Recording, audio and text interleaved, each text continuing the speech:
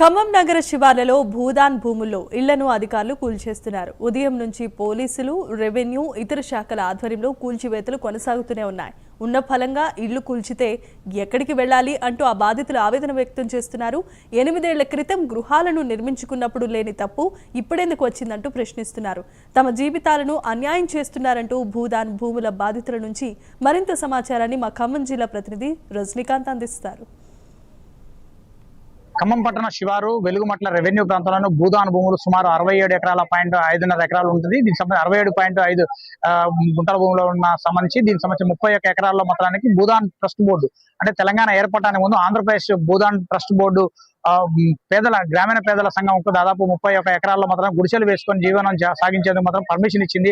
ఆ తర్వాత తెలంగాణ ఏర్పడిన తర్వాత మాత్రానికి వాళ్ళు 2 సంవత్సరాల తర్వాత భూదాన్ ట్రస్ట్ భూముల్లో మాత్రానికి వాళ్ళు దాదాపు సుమారు 800 నుంచి 1000-1200 వరకు భూములు మాత్రం ఇక్కడ భూముల్లో మాత్రానికి ఖమ్మం పట్టణంలోని వివిధ ప్రాంతాల్లో నివాసం ఉంటున్న నిరుపేదల కాస్తాడికి వచ్చి గుడిసెలు వేసుకొని తర్వాత కొంతమంది పక్కా ఇళ్లు నిర్మించుకొని ఇక్కడ నిర్మాణం చేపట్టుకున్నారు. ఇది ఇటీవల కాలంలో వీరితో పాటు ఈ భూములకు ఆనుకొని ఉన్న కొంతమంది ప్రైవేట్ ల్యాండ్ యజమానులకు మధ్యన మాత్రం కొంత తీవ్ర 2-3 సందర్భాల్లో మాత్రం వాగ్వాదం కూడా జరిగిన సందర్భం ఉంది. దాదాపు తెలంగాణ ప్రభుత్వం గతంలో కేసీఆర్ ప్రభుత్వం అధికారంలో ఉన్నప్పుడు మాత్రానికి 2020-21లో మాత్రానికి 2 సార్లు కూడా వీళ్ళ గుడిసెలను ఖాళీ చేయించేందుకు ప్రయత్నాలు చేసినప్పుడు మాత్రం అప్పుడు సఫలీకృతం కాలేదు. తర్వాత ఇటీవల కాలంలో ప్రైవేటు భూముల యజమానులు మాత్రం వీళ్ళ సుప్రీంకోర్టును ఆశ్రయించడంతో ఒకసారి వీళ్ళని మాత్రం ఇళ్లను ఖాళీ చేయాలని చెప్పడంతో ఈ రోజు తెల్లవారుజామునే ఖమ్మం జిల్లా పోలీసులతో పాటు సూర్యాపేట జిల్లా పోలీసులు, దాంతో భద్రాద్రి కొత్తగూడెం, మహబూబాద్ జిల్లా పోలీసులు, దాదాపు 4 జిల్లాల పోలీసులకు సంబంధించి సుమారు 3000 మంది పైగా పోలీసులు మాత్రం ఈ ప్రాంతానికి వచ్చారు. ఈ ప్రాంతానికి ఒకసారిగా వచ్చి వాళ్ళతో పాటు శానిటైజేషన్ సిబ్బంది అంటే ఖమ్మం కార్పొరేషన్ లో పనిచేస్తున్న మున్సిపల్ సిబ్బందితో పాటు ట్రాక్టర్లు, డోజర్లు, సుమారు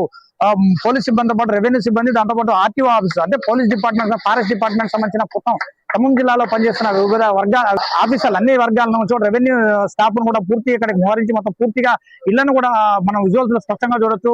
జేసీబీలు పొక్లైన్లతో మాత్రానికి ఇల్లు నిర్మాణం చేపట్టిన ఇళ్లను మాత్రం పూర్తిగా కూల్చివేస్తున్న పరిస్థితి చూడవచ్చు. కొంత ఉద్రిక్త పరిస్థితులు కూడా నెలకొన్న పరిస్థితులు అయితేనే సుమారు ఖమ్మం పట్టణంలో ఉన్న వాహనాలు అంటే జేసీబీలు, దాంతోపాటు పొక్లైన్లు, నగరపాలక సంస్థ ఖమ్మం కార్పొరేషన్ సంబంధించిన ట్రాక్టర్లతో సహా మిగతా చుట్టుపక్కల ఖమ్మం అడ్డాలలో ఉన్న మొత్తం జేసీబీలు, దాంతో పాటుగా పొక్లైన్లు, దాంతో పాటు జేసీబీలు మరొక పక్క అవన్నీ టాటా ఏసులను కూడా తీసుకొచ్చి పూర్తిగా ఇళ్లను మాత్రం ధ్వంసం చేస్తూ ఇళ్లను మాత్రం కూల్చివేస్తున్న పరిస్థితి అయితే స్పష్టంగా చూడవచ్చు. దాదాపు ఖమ్మం పట్టణంలో మాత్రం 4 జిల్లాల్లో మాత్రం 3000 పోలీస్ సిబ్బందిని కూడా తీసుకొచ్చి ఇక్కడికి వచ్చి కూలగొడుతున్నారంటే పరిస్థితి ఏ విధంగా ఉందో అర్థం చేసుకో. దాదాపు సుమారు ఇక్కడ ఇల్లు నిర్మించుకున్న వాళ్ళు కూడా సుమారు 8 ఏళ్ల క్రితం నిర్మించుకున్నారు. 8 ఏళ్ల క్రితం కూడా నిర్మించుకున్నాడు.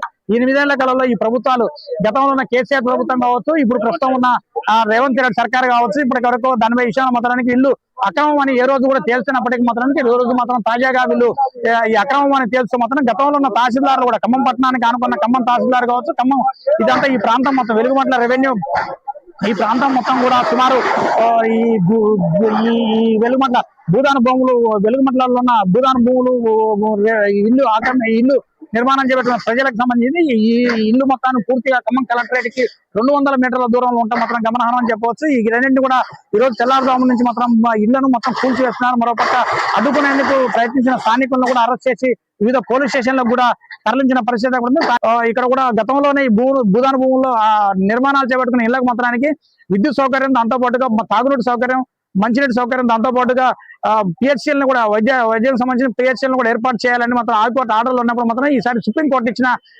సుప్రీంకోర్టు ఆర్డర్ ప్రకారం మాత్రం ఈ నెట్టిని కూడా ఇళ్లను కూడా కూల్చివేస్తున్న పరిస్థితి ఉంది. ఇది ఖమ్మం జిల్లా తాజా పరిస్థితి. శంకర్తో రజనీకాంత్, వెలుగుమట్ల నుంచి.